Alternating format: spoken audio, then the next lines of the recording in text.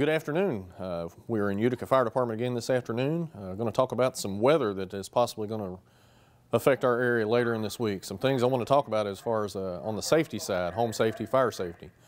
If we do have an ice storm in the magnitude of 2009, which I certainly hope we don't, and we end up losing power, and a lot of folks will want to use those home generators. They bought them back in 2009 and have been sitting around.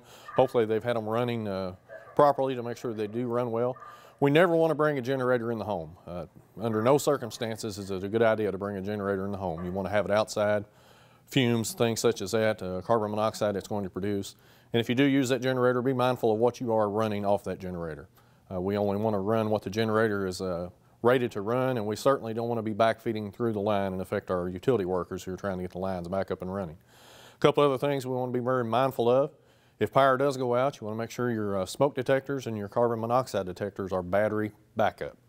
Make sure they've got good batteries. We should have all changed our batteries back in October when we changed our clocks, but let's check and make sure those batteries work. And for those of us that have wood burners and haven't used them all season or used them very sporadically, that may be our only source of heat if we do have an ice storm of that magnitude again.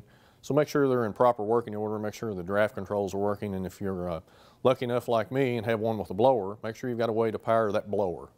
If you can't power that blower, let's go ahead and just use the wood burner in a good, safe manner. It will produce some heat, even if it's not blowing throughout the house.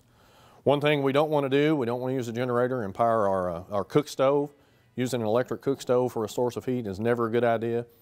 If you have a gas stove, you can still cook on it, but the electronic igniter will not light. You'll have to light it manually, and most of us remember how to do that.